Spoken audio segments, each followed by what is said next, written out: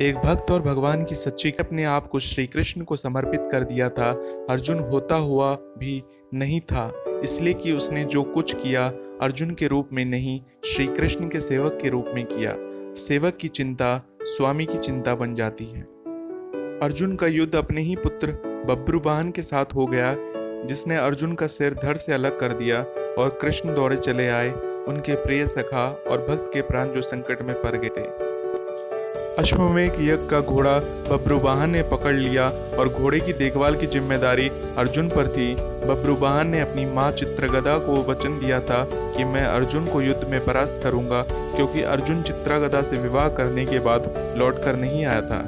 और इसी बीच चित्रगदा ने बब्रुवाहन को जन्म दिया था। चित्रगदा अर्जुन से नाराज थी और उसने अपने पुत्र को तो यह कह दिया था कि तुमने अर्जुन को परास्त करना है, लेकिन यह नहीं बताया था कि अर्जुन ही तुम्हारे पिता हैं। और बब्रुवाहन मन में अर्जुन को परास्त करने का संकल्प लिए ही भरा हुआ था। शस्त्र विद्या सीखी, कामाख्या देवी से दिव्य बाण भी प्राप्त किया अर्जुन के वध के लिए। अब बब्रुवाहन ने अश्वमेध के अश्व को पकड़ लिया तो अर्जुन से युद्ध अश्वभावी हो गया। भीम को मूर्छित कर दिया और फिर अर्जुन और बब्रुवाहन का भीष्म संग्राम हुआ। अर्जुन को परास्त कर पाना जब असंभव लगा तो बब्रुवाहन ने कामाख्या देवी से प्राप्त हुए दिव्य बाण का उपयोग कर अर्जुन का सिर धड़ से अलग कर दिया। श्री कृष्ण को पता था कि क्या होने वाला है, और जो श्री कृष्ण को पता था वही हो गया। वे द्वारका से भागे भागे चले आए। दाऊ को कह दिया, देर हो गई तो बहुत देर हो जाएगी, जा रहा हूँ। कुंती विलाप करने लगी, भाई विलाप करने लगे। अर्जुन पांडवों का बल था, आधार था, लेकिन जब अर्जुन ही नहीं रहा तो जीने का क्या लाभ। माँ ने कहा, बेटा तुमने बीच मझधार में यह धोखा क्यों दिया। माँ बच्चों के कंधों पर इस संसार से जाती है और तुम मुझसे पहले ही चले गए। यह हुआ कैसे, यह हुआ क्यों। जिसके सखा श्री कृष्ण हो, जिसके सारथी श्री कृष्ण हो, वो यूं निष्प्राण धरती पर नहीं लेट सकता। वह यह नहीं, पर यह कैसे हो गया। देवी गंगा आई, कुंती को कहा, रोने से क्या फायदा, अर्जुन को उसके कर्म का फल मिला है। जानती हो, अर्जुन ने मेरे पुत्र भीष्म का वध किया था धोखे से। वह तो अर्जुन को अपना पुत्र मानता था, पुत्र का ही प्यार देता था, लेकिन अर्जुन ने शिखंडी की आर लेकर मेरे पुत्र को वाणों की सैया पर सुला दिया था। क्यों।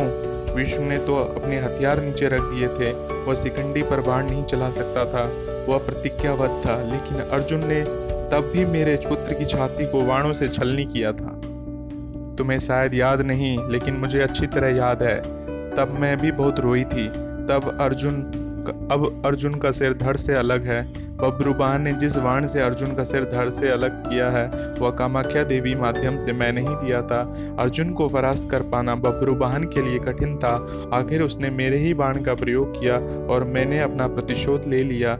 अब क्यों रोती हो कुंती। अर्जुन ने मेरे पुत्र का वध किया था और अब उसी के पुत्र ने उसका वध किया है। अब रोने से क्या लाभ, जैसा उसने किया वैसा ही पाया।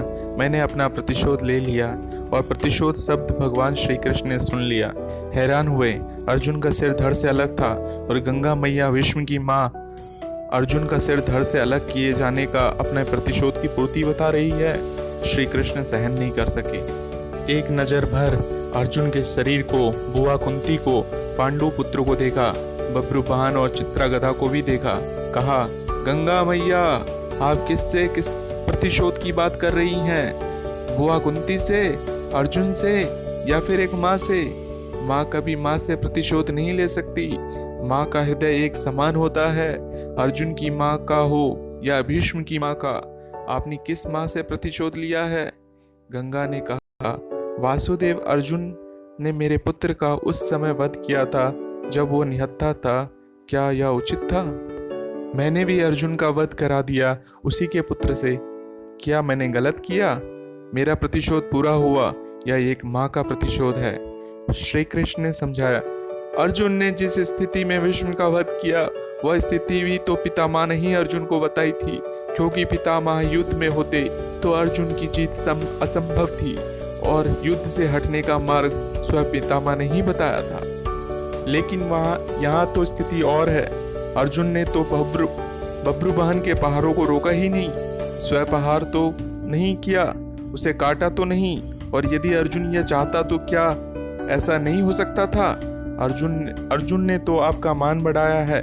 कामाख्या देवी द्वारा दिए गए आपके ही बाण का प्रतिशोध लेकर आपने पितामह का, अपने पुत्र का भी भला नहीं किया। गंगा दुविधा में पड़ गई। श्री कृष्ण के तर्कों का उसके पास जवाब नहीं था। पूछा क्या करना चाहिए। जो होना था सो हो गया, आप ही मार्ग सुझाए। श्री कृष्ण ने कहा, आपकी प्रतिज्ञा पूरी हो गई, उपाय तो किया ही जा सकता है, कोई रास्ता तो होता ही है। जो प्रतिज्ञा आपने की वह पूरी हो गई। जो प्रतिज्ञा पूरी हो गई तो अब उसे वापस भी लिया जा सकता है। यदि आप चाहे तो क्या नहीं हो सकता। कोई रास्ता तो निकाला ही जा सकता है। गंगा की समझ में बात आ गई और माँ गंगा ने अर्जुन का सिर धड़ से जोड़ने का मार्ग सुझा दिया। यह कृष्ण के तर्कों का ही कमाल था, जिस पर श्री कृष्ण की कृपा हो, जिसने अपने आप को श्री कृष्ण को सौंप रखा हो, अपनी चिंताएं सौंप दी हो, अपनी जीवन सौंप दिया हो, अपना सर्वस्व सौंप दिया हो, उसकी रक्षा के लिए श्री कृष्ण बिना बुलाए चले आते हैं।